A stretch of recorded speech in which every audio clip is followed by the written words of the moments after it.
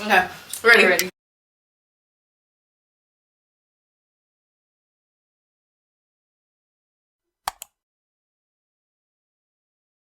Hey guys, welcome back to another podcast episode of Hijas con propósito, one God, two mics. Alright, so today we have a special guest. I'm Shirley. Yeah. Yeah. I'm like, yeah, you are.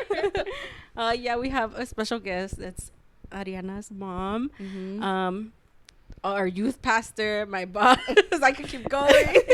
Making a list. Literally. Yeah, we wanted to have her on for many reasons. Yeah. We knew we wanted you on. We just didn't know when. You were supposed to be last week when we filmed just ourselves. It was supposed to be, but we got too nervous and we never asked. Why? I don't know.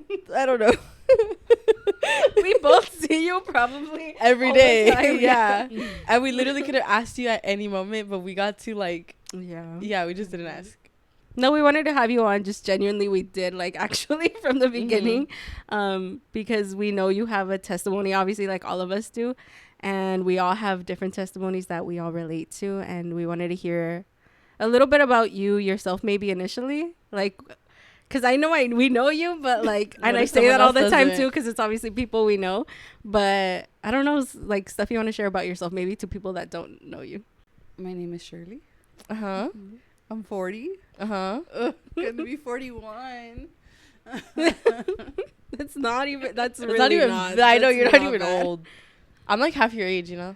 I always know say you that. tell me all the time. I have 5 kids. Mm-hmm. You're one of them. Mm-hmm. What else do you want to know? I've been married for 4 years. Dang. I mean, 23 years. Going 24 this Going year. 24. Dang. That's That's a long half my time. life. Yeah. That's half my life. How did you meet your husband? At school, at high school. Wow. He was persuading me. Mm. I ignored him. I rejected him. For how long? We actually saw him, I guess, in Saddleback freshman year, Mm. and then we went to Santa Ana High School. Both of you? Yeah. Changed schools? Well, yeah, because Oh. I guess he says he got suspended or expelled, Mm. and then he had to go to. He switched to Santa Ana High School, Oh. and then of course I missed 80% of my freshman year. But then I switched over to Santa Ana High School, and then I saw him there again, and he was mingling with the wrestling team, and I was standing with my friends, at that time, and he said, "Oh, would you want to go to Sadie Hawkins with me?" And I said no. Or weren't you supposed to ask him? Something like that. Right? I think Sadie's is where Yeah. no. But I said no, and I rejected him. Oh. So what convinced you to actually date him? Because I obviously know you guys are together, but I would always hear, oh yeah, I rejected him, but I didn't know the actual story. Yeah, it was it's a whole Sadie Hawkins dance. Yeah. But it's the girls possess the guy, but no, he, him Yes, and his dude. friends, his buddies, Yeah. had asked me, and I said no. And then I had him for ROP, and then that's when I got to know him a little better. I think it's acquired together. We did have choir. He joined choir because of me, to be with me. Interesting. No, that's cool. Yeah, but no, it was for ROP. Oh, okay. That's where we actually got to talk. How did, because I think your family was religious growing up, right? Oh, very. So how did you feel when you found out his family was religious also? Was it a plus, or was it That was a plus. yeah? Because I don't think I knew that right off the bat. Mm. It was a plus, after getting to know him. I knew his parents would go to church, and he would go Yeah. to church. And then I was like, okay. It was a bonus point. A brownie point. What made you get more into your relationship with God? When did it start? I don't know. I can't say there's an actual answer, when it started. I've always been into church. I was always working with the youth when I was 15. I was always the youth leader and whatnot. Yeah, once me and Wilmer got together, I guess, or got married, I stopped going to church for a period. And that's when we had our dark stage. But I've always been into church. My grandpa, from my dad's side, was a pastor. I come from a lineage of pastors and ministers. So it's always been in me. I've always loved going to church. I always loved serving God. So I don't think there was one particular thing that I could say, oh yeah, this made me Right. like go to church or seek God more. You know what's crazy is that you're saying you came from a lineage of like pastors and ministers. That's literally my finger. That's literally me. Like Yeah. my legacy goes so far back that it's like that's just how you know like everything that I'm doing now is just it was like predestined, you know, like by God. Like that's insane. I don't know. You're like literally the next generation. Yeah, that's crazy. It's so cool. Like I see you as me. Like you're my daughter. Mm-hmm. And Just as not the kid at 20. no, and that's exactly what I was telling Dad like 2 nights ago. Oh, when he made the joke, because he was like, "Oh, now all you need is a kid," or something like that. Like, "Oh, that I'm behind." Is that? I think it was that night. Yeah, like we were in bed and we were talking, and I'm like, I just thank God that my kids are well kids. My kids are good kids. My kids are not crazy. Like me and Dad had Matt at 18. Yeah. So me and Dad were already married and had kids at 18. I had you at 19. So it's like, it's crazy. 20. And I thank God that you have a, no, Ariana, not funny. No, 20. Oh, 20. Oh, yeah, 20. Yeah, no, yeah. Wait, funny. No, I said no, 20. Like, you had me at 20. Yeah.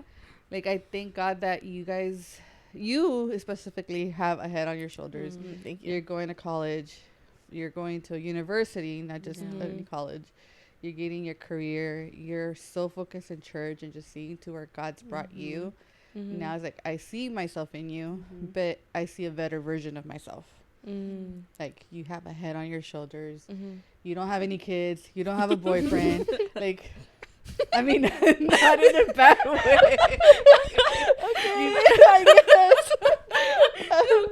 I guess. Thank you. No, but like, you know what I mean? Yeah, I got you. Like, I got you. your Just kidding. focus, you're not, like, your mentality was never, like, to get married and have kids at such a young age. Yeah. Like, we were able to break that generational curse. Yeah.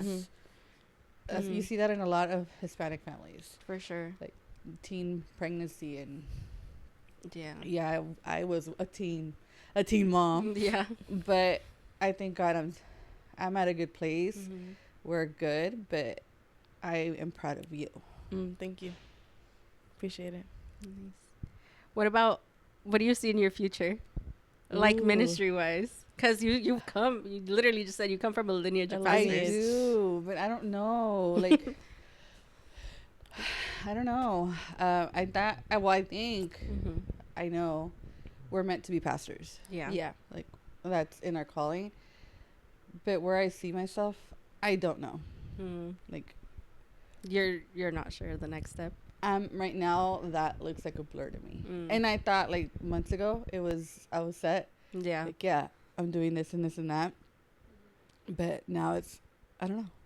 Right now it's just cloudy. I get that.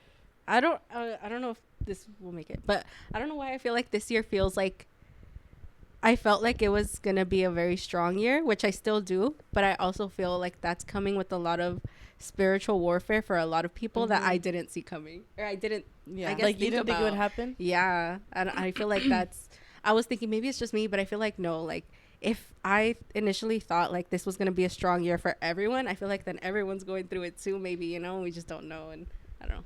No, yeah, that's I how think that's I true. Yeah. It's true, 100%. I think we're all going through that. Like, I know I am. It's a spiritual warfare. Yeah. Like, you told me today, like, no, declare mom. Yeah. And it's like, no, I get that 100%. But, it's hard. but you know, Yeah. when the darkness comes at the very end, there's a big blessing coming out of it. So Yeah. just got to stay strong and hopeful. True. Your 5 kids. How do you see them? Like, what do you see in each of them? Like, just individually? I don't know. Like, how would you, like, describe each of them? Matt is very, he's a big teddy bear. He's still a kid. He's 22. Well, I'm going to be 22. Dang. No, he's going to be 23. Dang, I don't know my kids' ages. Yeah. That's crazy. He's gonna be 23. But I still see him as a little kid. Mm. Well, I mean, they're my babies. Yeah. Junior, I don't know, man. That kid needs motivation, but he's also a little, not like a teddy bear. He's very sensitive, and he's just like me. I wouldn't see that, like, In just Junior? off. Yeah, just off appearance. You know what I mean? Yeah. No, but yeah, he is. He's very, very sensitive. Joe's very calm. Joe surprises me. Joe is learning to pick up the instruments now. It's like, okay. Nice. But Joe's calm. Joe, when you piss him off, he's pissed. He gets pissed. Oh yeah, for sure. Yeah, and James, he's spoiled. That's funny. James, I think Ariana is like spoils him.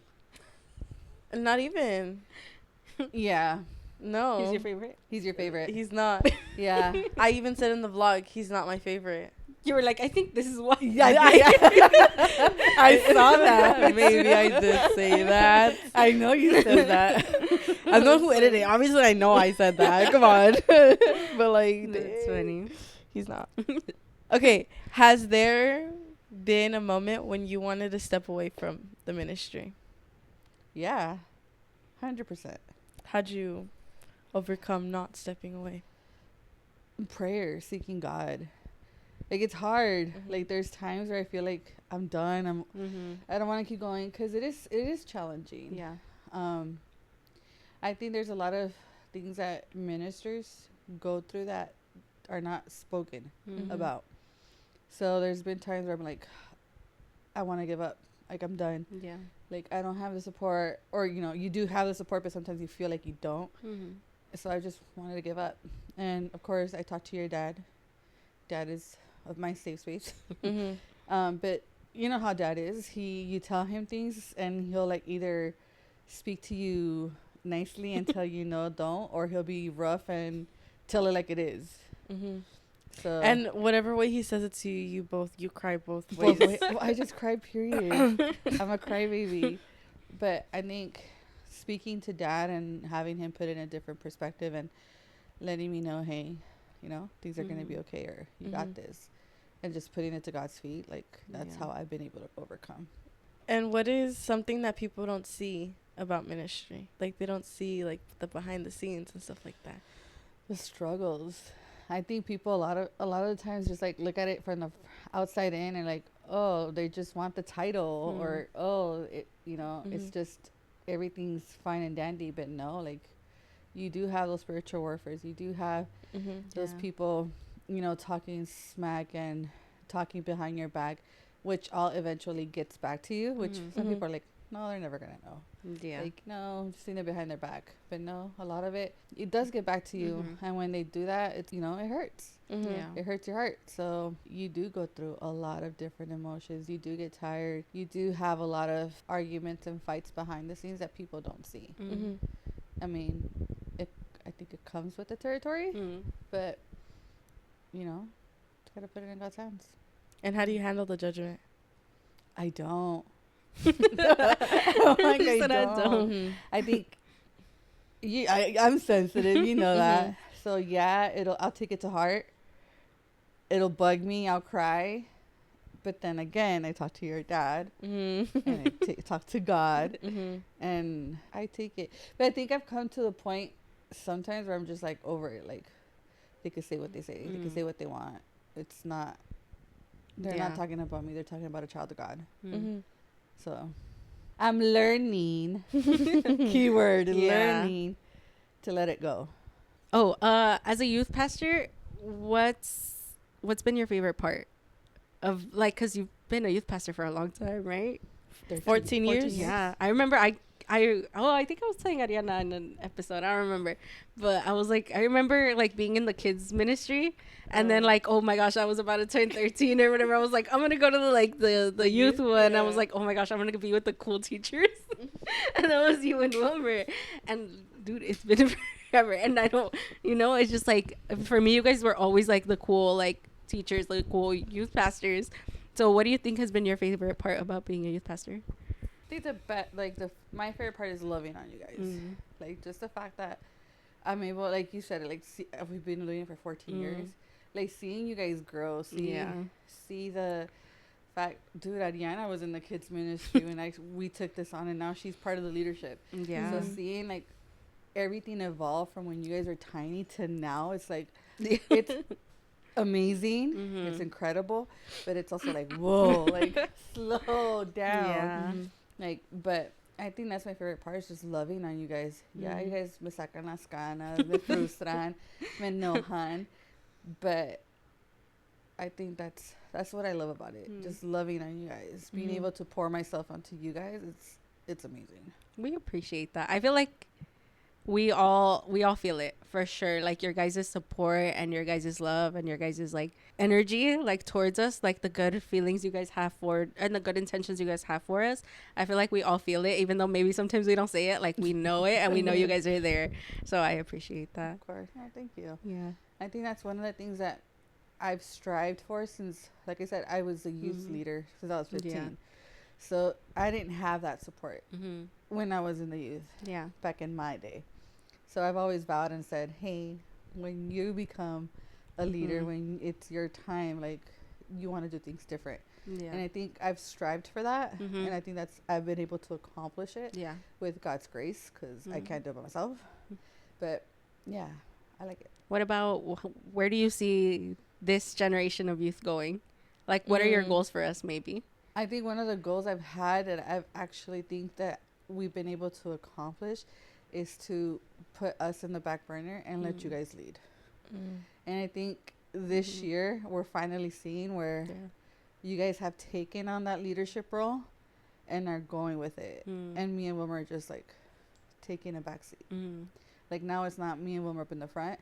Yeah, we're your youth pastors, but you guys are taking the reins and you guys are doing what you're supposed to be doing. And I think that's always been our goal, and that's always been like our end game. Right. That you guys are the leaders, that you guys take full charge, that you guys are the ones motivating each other. Yeah. And we're seeing it now with you guys, with Gio. Like, Gio, I like that one time, that Sunday that you had made a comment on one of your podcasts, like, we have to go to the front. So Gio took you out. Literally. Like, I love that. It's awesome. Like, seeing you guys evolve into what you guys are becoming, it's amazing. The community you guys have built within yourselves, I love. Now I'm able to say, oh, I'm going to go on a trip, and you guys got it. Yeah. Hey, guys, we're back with a little part 2, kind of, because we had technical difficulties. So we're just kind of jumping into the next part. Okay, that's why we're in different clothes and everything. So hope you enjoy. Okay. What was your childhood like growing up in church? You mentioned that your family have a very ministerial calling. So what was it like growing up in church for you as a kid? It was interesting. My mom didn't grow up being Christian. She was Catholic. So when I grew up, like, my parents ended up being divorced or whatnot. So my mom left the church. So a big chunk of my childhood was going to a Catholic church. So I've experienced what it's called being a Christian, but also the Catholic setting, like going to misa and like on Sundays and doing El Padre Nuestro. Like, they would do it like 7 times. So they would, and one thing I remember, stand up, sit down, and then they would like hit their chest, por mi culpa. It's like, it's a whole thing. Yeah, it's very interesting. But I was able to experience the Catholic part of it. And also the Christianity part. When I say, like, we have the lineage, or we have very strong ministerial background, it's from my dad's side. Because my grandpa was a pastor. You guys learned. My grandpa initiated churches. My grandpa died 2-3 months after I was born. So I don't remember. Like, I was 3 months old. Like, I don't remember anything from my grandpa. But going back to Puerto Rico, I learned a lot of stories from my grandpa. And that was nice to hear. But I do come from a lineage where my grandpa was a pastor. My uncle, Bill Abraham, was a pastor. All of them, no, except for grandpa. Technically, all of them have been a pastor at one point or another, except for grandpa. Tío Yo-Yo was not a pastor. Oh, I thought he was. No, Tío Yo-Yo was just a musician. Tío Yo-Yo was never a pastor. Tío Gloria was a co-pastor of the church. Tío David, no. We have, it's the musical side of it. Yeah. Tío Gloria sings. She has a CD out. I didn't know that.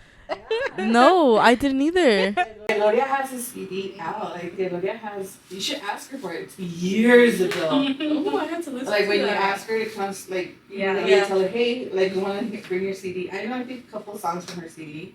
Gloria sang with her in one of her songs in her CD. So, it's pretty cool. Like, she hired a whole producer and everything. I remember. Yeah. That's crazy. I didn't know that. Yeah. So we have that musical. We have that music in our blood. Mm-hmm. So we have that music. Like being pastors. Yeah. It's a family of pastors. Well, pastor. But we also have like music. Mm-hmm. And when my parents were separated, I remember going to church. Like church is where that's where I love to be. Yeah. Like I would always love to be with Grandpa because we would be at church. Mm-hmm. Like I love church. I don't think I've ever like not loved church or not loved you know, being in church. About are your cousins like that? Like they all have that ministerial. Sorry, I don't know the Ministerial word. calling. Yeah. I'm sure they all do one way or another. But I think like the ones that I can actively say that we're actively in church and going to church is very few. Okay. Okay. I was just curious because you said like basically all the siblings, like as your parents and uncles and stuff, like they all have it, and now like, yeah, you guys. That's why. Sorry.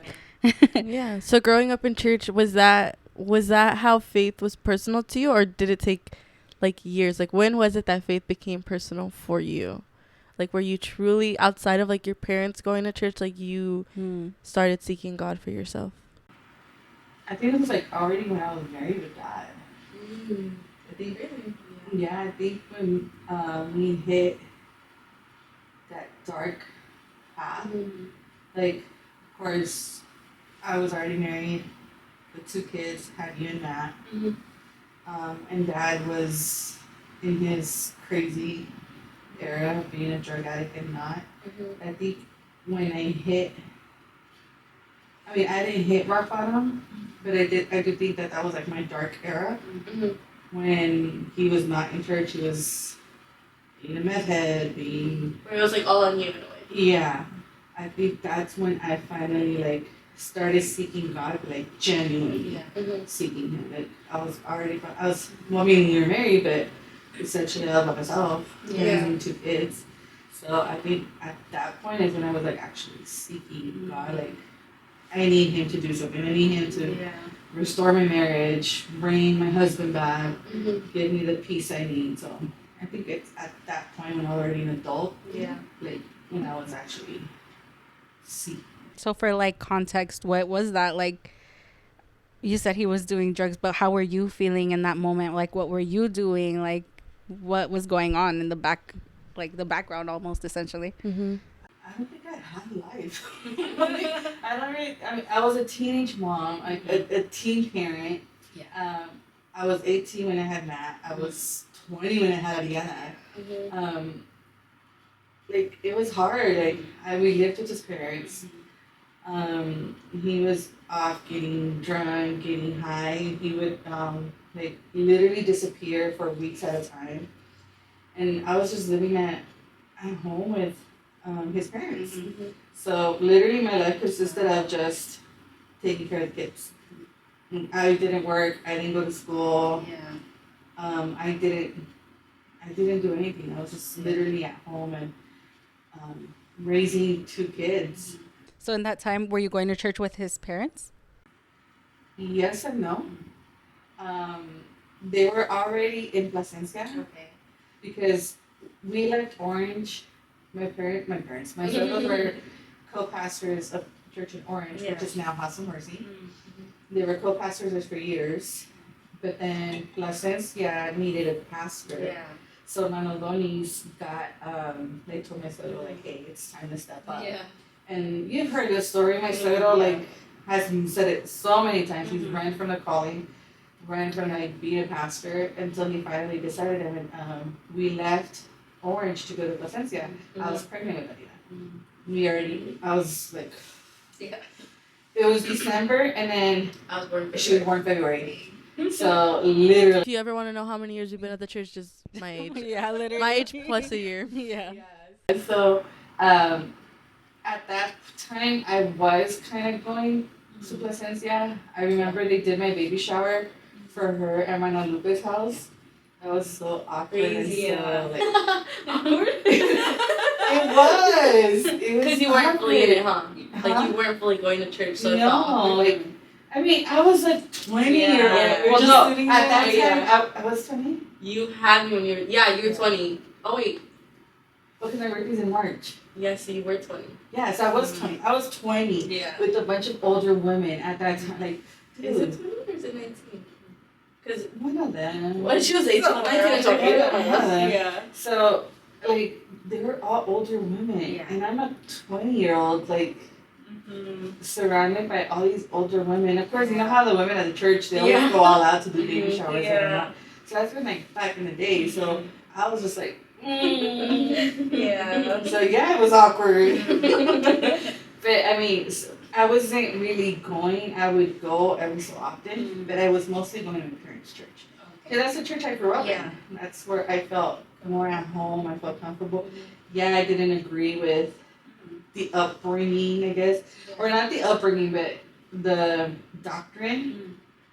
The church I had growing up, 'cause I couldn't cut my hair, I couldn't use nails, I couldn't use pants. But that was home. That was in the midst of everything going on at home with your dad and like all the abuse and all that stuff that went on.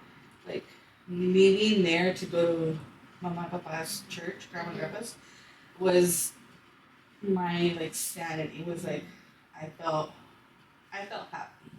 No, just going back to basically like what you were going through with the kids and having two kids, being a single mom, like together but alone. How did that change? Like when did it change and how did it change? I think it was when Wilmer hit like rock bottom. There were times, and I'm not gonna sugarcoat it, or I'm not gonna lie. I did get high with him at times. I did use meth and whatnot. Crazy. Sorry. Incriminating I knew this, but it's like you're incriminating yourself just a little bit. Well, I mean, it's part of who you are. Like, I'm not gonna lie about it. Yeah. Of course, I wasn't a drug addict. You were like my dad, yeah. But you know, there was times when we did it. So there, after that, like when your dad hit rock bottom, that he actually got in jail because he did hit me a couple times. I did call the cops. I did, like, and that was tough. Like, as a wife, to call the cops on your husband, it's devastating. It's hard. And I remember Mama and Papa, like, they're pissed at me.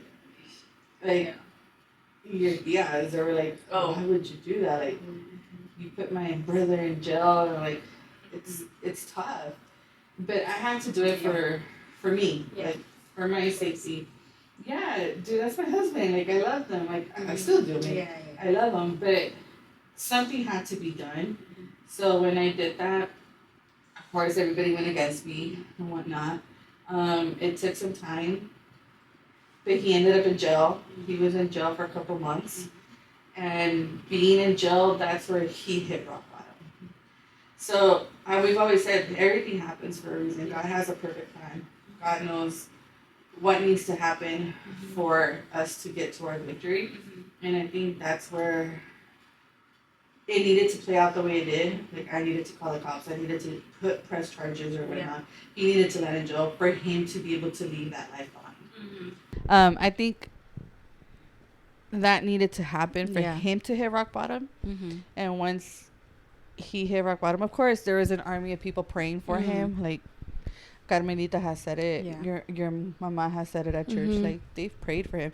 And of course, I can't do it by myself. Yeah.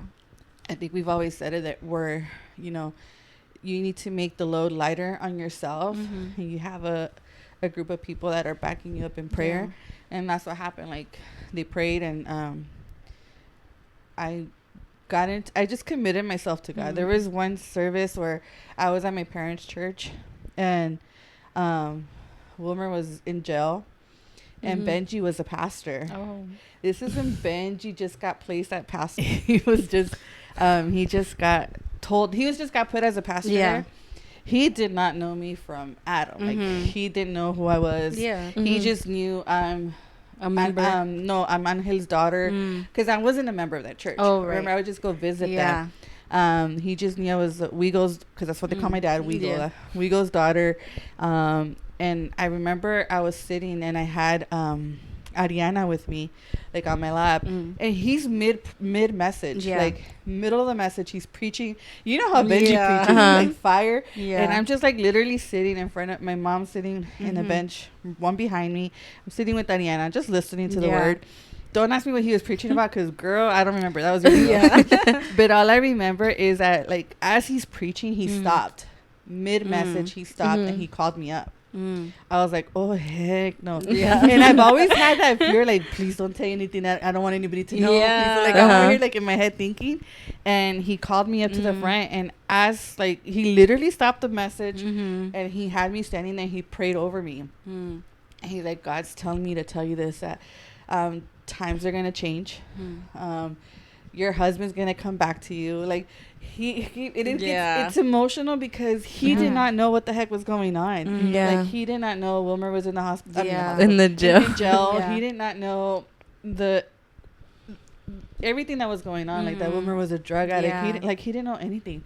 And for him to say, like, I'm restoring your family, I'm restoring your life, like, I'm bringing him back. That was like, dude, como no llorar? Like, I remember I was crying, and like, that was powerful. And that night literally changed something in my head, where like, I gotta commit myself. Like, I gotta commit to start going to church. I gotta commit to be consistent. I gotta commit myself to the Lord, because I'm gonna hold on to that promise. And this is where we are now. Like, it came to pass. Like, it took years. Like, I think it was in 2000. You were born 5. 2006, Junior was born, and I think that's when, like, Wilmer, like, I thought it was Joe. It was more Joe than Junior. More Joe, more 2007. 7, yeah, because Joe was born in 2007. When Junior was born, that was like crazy. He got kicked out of the hospital. Oh, really? I was like, the baby. Did you know she had a cryptic pregnancy with Junior? What is that? She didn't know she was pregnant. No way. Yeah. Really? You don't know that story? You don't know that story? It's a crazy story. Yeah, I didn't know I was pregnant. I was losing weight. The whole pregnancy. Yeah. I've always been irregular. Yeah. So I would have my period like every now and then and stuff, but I lost weight. 2 weeks before Junior was born, I had gotten high. Sorry. Like, no, it's because it's like, you laugh about it now, but it's just like, like 2 weeks before Junior was born, and I say, like, God has control of everything. That's why I always say God is good. Like, there's no other way to putting it. Like, God is good. Like, 2 weeks before I got high. And then I got really, really sick. Like, I got sick as soon as I finished getting high. Like, I got really sick to the point where I threw up. Like, I was throwing everything up. Oh, wow. I got really sick, and then I was like, you know what? That's it. I'm done. Like, I'm not touching that anymore. Like, I'm over it. 2 weeks later, I was literally in the room, and I just thought it was period cramps. I went out by my day. I went to go get the wick at that time. Wick. I was like getting wick. Went to the store. Got back. I'm telling you, I didn't gain weight. Like, I was. When you get high off of meth, you lose weight. Like, you never eat and stuff like that. So imagine 9 months of. This kid not getting any prenatal vitamins and stuff like that. That day I got really, really bad cramps, and I was in the bed crying, and Wilmer's like, what the heck? And I think it was his dad who's like, take her to the hospital. Like, that's not normal. We literally made it to Western. I don't know if you remember Western Medical Center. In Tustin. Okay. We made it from our house in Santa Ana on Flower Street to Tustin in less than 10 minutes. Like, he flew. Like, he didn't take, like, no lights. Like, he flew. Got to the hospital and like telling my symptoms. Like, I was literally screaming in pain, and they're like, no, take her to the back. The nurse checked me. Was like, dude, this woman's having a baby. And I'm like, what? Like, I panicked. I'm like, how the heck am I having a child? They're like, no, you're having a child. Like, they took me up to labor and delivery, but in the midst of that, Wilmer was yelling at the nurse. Like, not at the nurse, at me. It's the father. My God. What the, like, he went berserk. Like, how are you, like, no, like, that's not my child. And like, he was yelling at me so bad that the nurse was like, you need to calm down, sir. Like, no, they called me names, and I'm like, just sitting there Yeah, like pregnant. I'm over here crying. I'm like, I'm in pain. I Yeah. don't care about you right now. Like, leave me Yeah. alone. So they kicked him out. The security Oh my had to escort him out. They That's- escorted him out, and I had Junior by myself. Oh my god. The nurse was with me. I'm never gonna forget her name, Mhm. Ashley. Mhm. Like, she, a sweetheart. She goes, "Don't worry, I'm gonna be Yeah. with you. You're fine."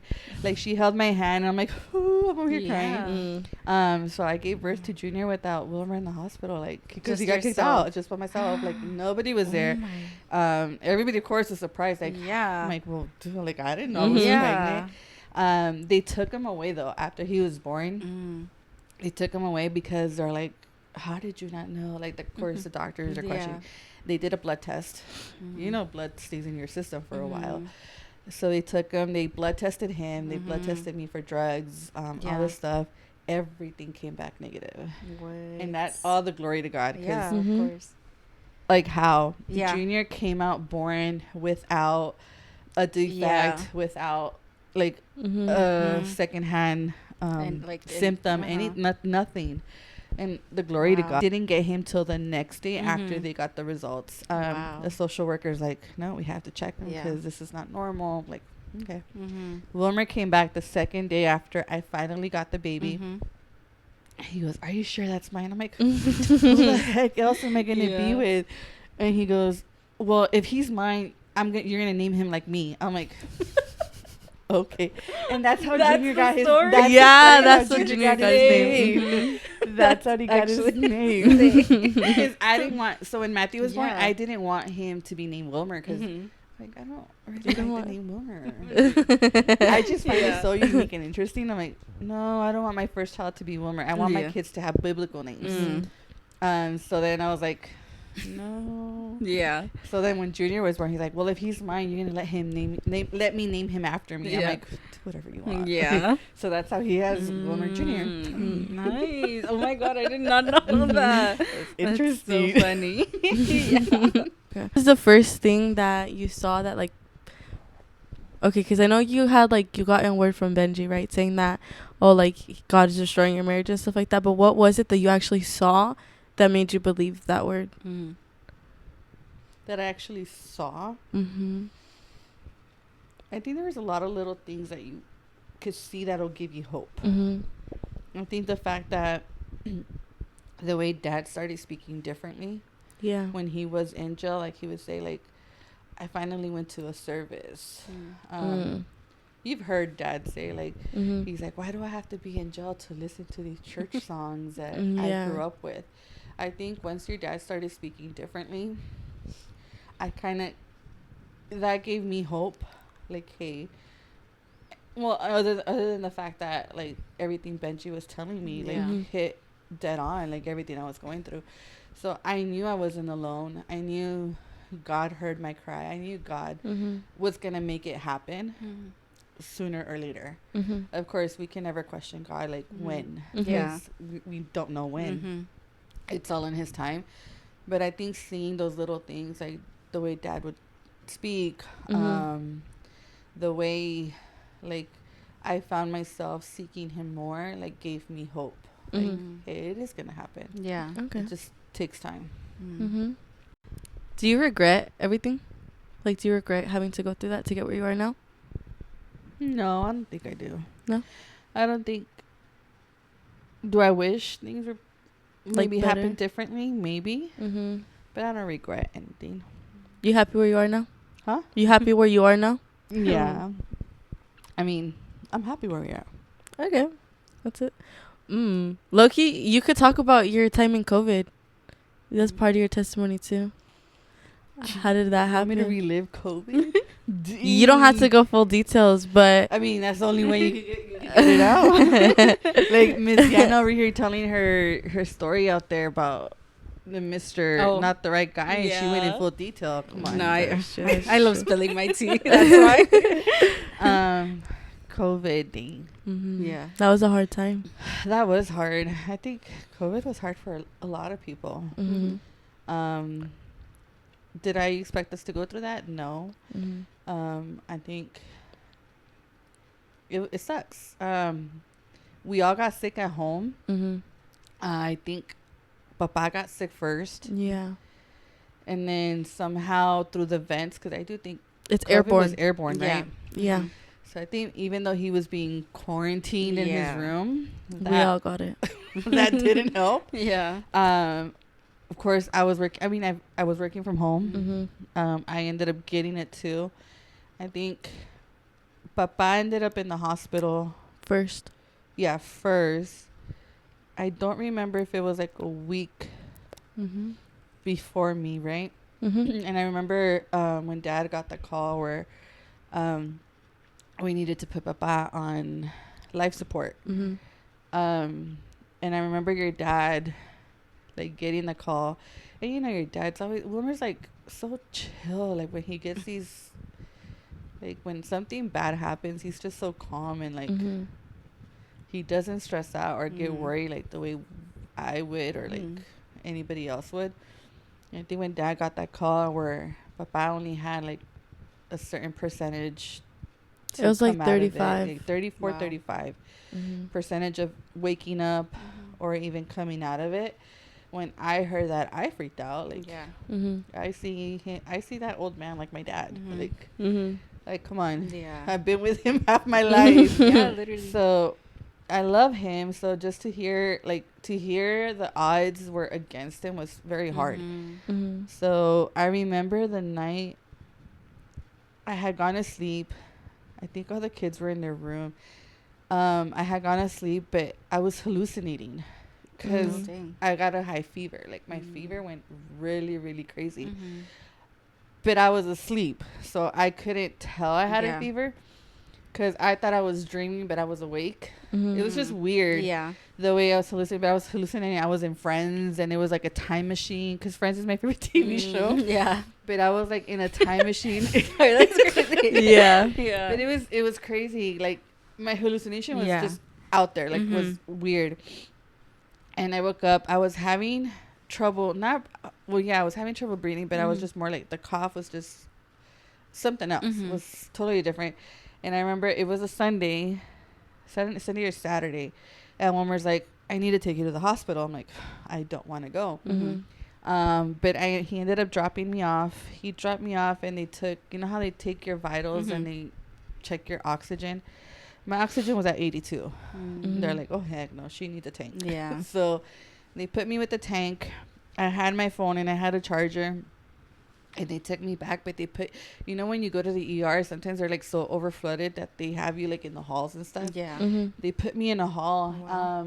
in the hallway in the ER, and I was just there waiting. Mm.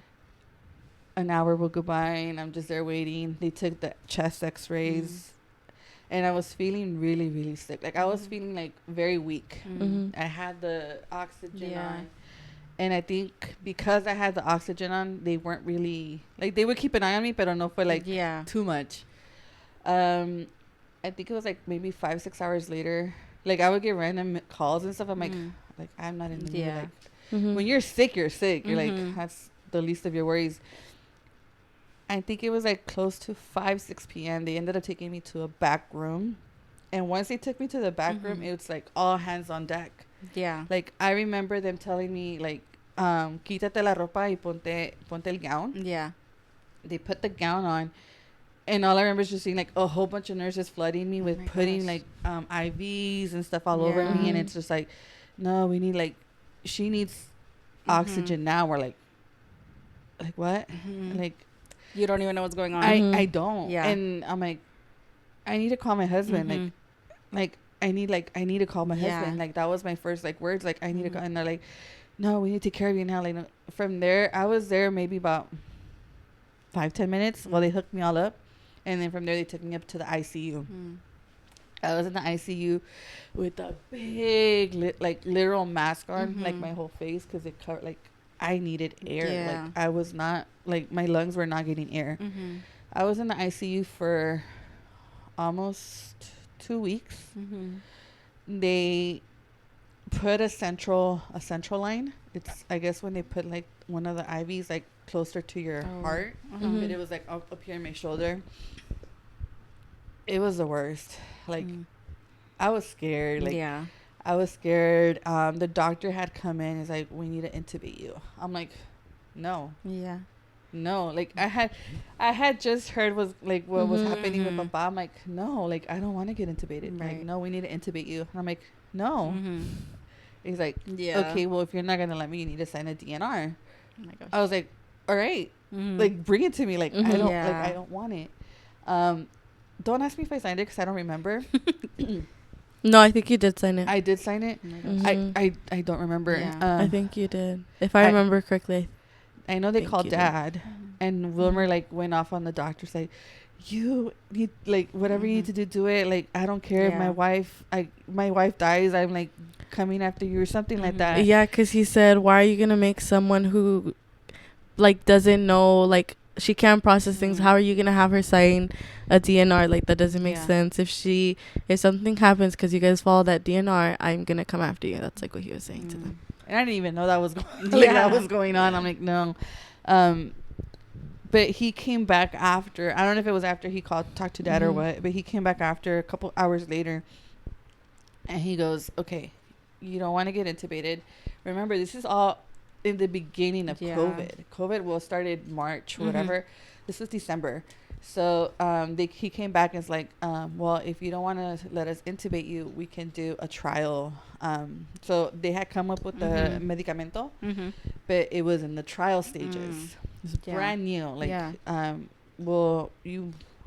you willing to participate in this trial medication? We don't know how effective it is. Of course, everything's all still new. Are you willing to participate? Would you like us to do it? And I said, yeah. Like, go for it. It was some plasma. I don't know what the heck it was, but it was all trial. I signed a document. I didn't get intubated, but that caused me to be there for 2 weeks because this is as soon as I went up to the ICU the next day. That's when they had told me. So I was there for 2 weeks. The nurses literally, when they would come in covered from head to toe. It was crazy. I would sing in there because I was with myself. And of course, like, I would start singing, and when I would sing, the nurses would walk by and they're like, good job, like, good job. They would say to do it because one of the things they said is like laying on your stomach or singing helps your lungs expand. So I was singing in there. I was like, okay. But one thing that I will never forget, and that like still it doesn't haunt me, but it's just so sad, is I was there for almost 2 weeks in the ICU. I saw more than 5 body bags being wheeled because it's ICU. Son las puertas son de cristal, and when like the way they would roll out the bed, it was like the bed covered in a black bag. Come on. And I was just like, and every time one would pass, like I would just cry because like, damn, like it could be me. That literally could be me. I don't think I ever found out like when my father-in-law woke up. It was December 24th. Yeah, I think that was already after I had gone out of the ICU and I was already in a regular room upstairs. Because after ICU and I got a little better, I mean, I was already out of the woods, you could say. They moved me upstairs to another room, which I was there for like Christmas, New Year's. That was hard. I bet. Like that was freaking hard. From there, they were gonna send me to a rehab because my oxygen I cannot walk, talk, or anything without my oxygen going down. So if I would talk, my oxygen would go down. If I would walk, it would go down. So I couldn't. They wouldn't let me get up to walk to the restroom. I was restricted. I was like, it sucks. From the second room upstairs, they moved me downstairs to the basement because from there they were gonna send me to a rehab. January 1st or 2nd, I got moved to the rehab in Brea, and I was there for another 2-3 weeks. Oh my gosh, that's insane. And in the hospital, they weren't letting you. Were they letting people visit or no? No. Wow. I couldn't get a visit. I think I begged Dad to bring me or send me something because you guys dropped off something at the hospital.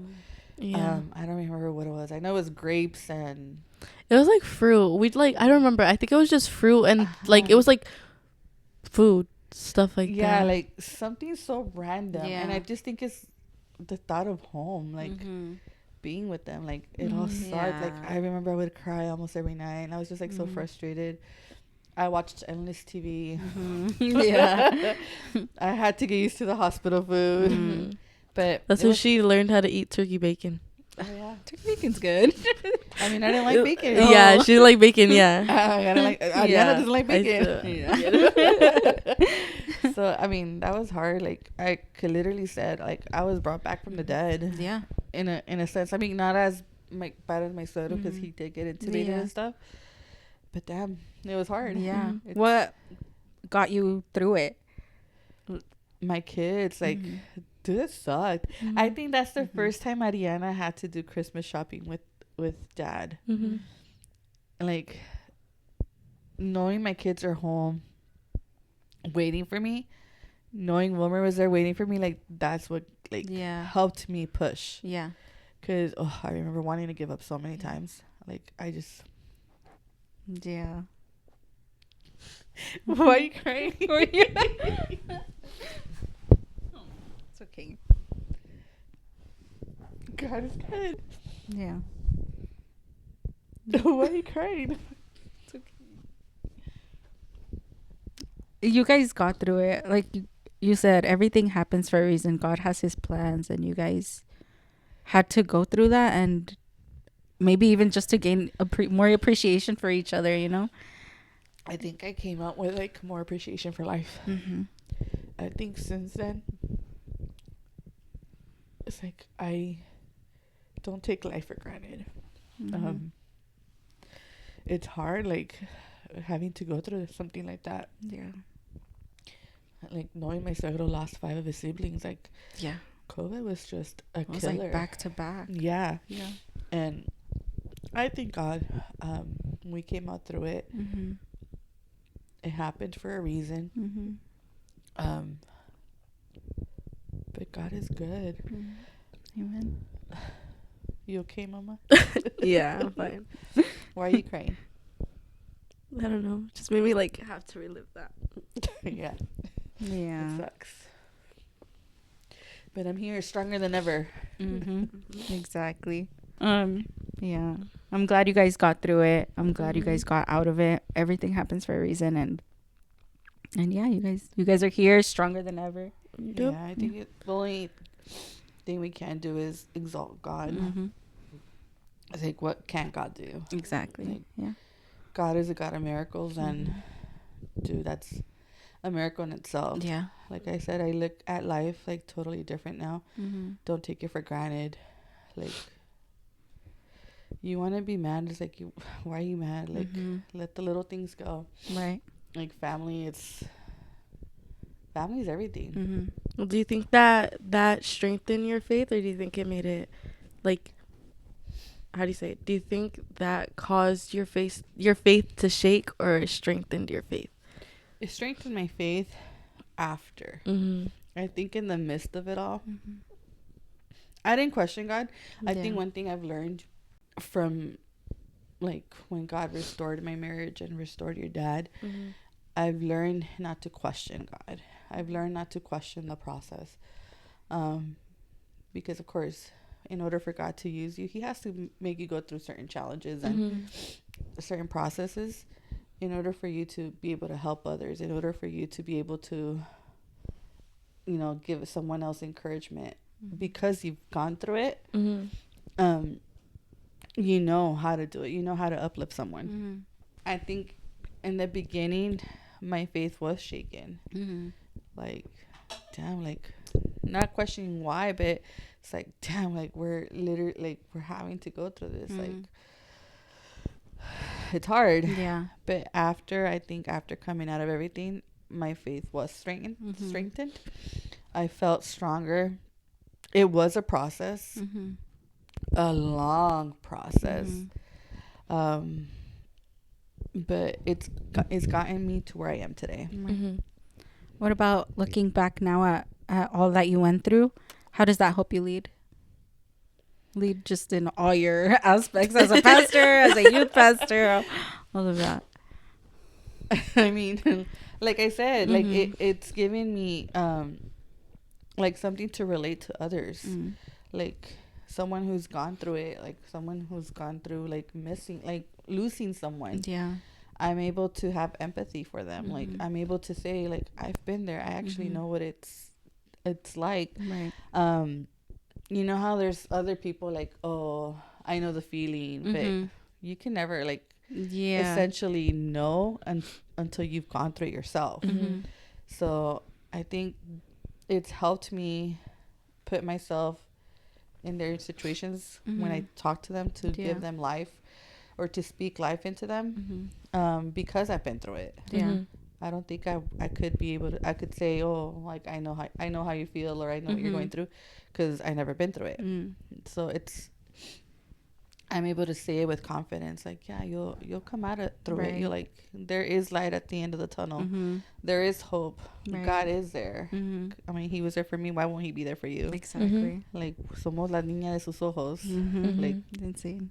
What do you want people to remember about what God did in your life?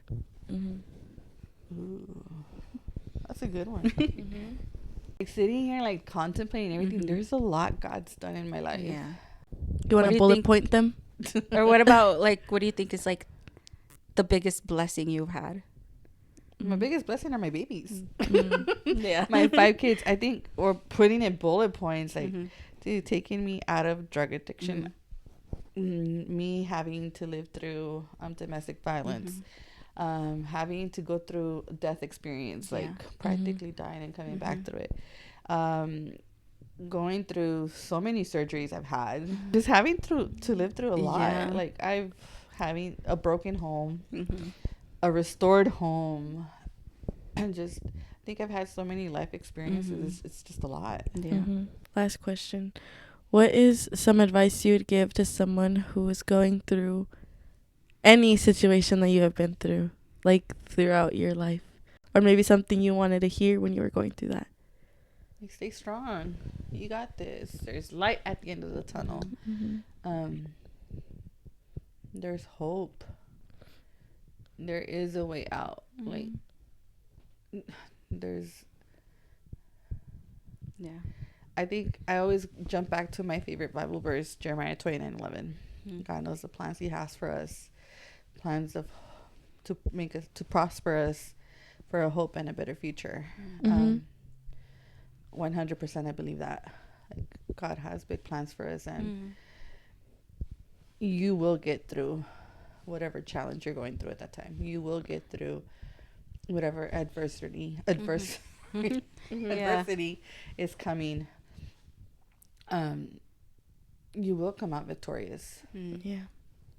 Thank you. Okay. I like that. Yeah. Thank you for sharing. Thank you for coming on. We appreciate you sharing. We appreciate you taking your time to come back and film with us again. I could be out at work, but it's okay. It's okay. It's fine. It's okay. Thank you. All right, guys, we're going to wrap it up. Thank you guys for watching. Please like, share, subscribe, and comment. What's your favorite emoji? I don't have a favorite emoji. The purple hearts. Purple heart. Purple hearts. All right. Thank you, guys. Bye. Bye.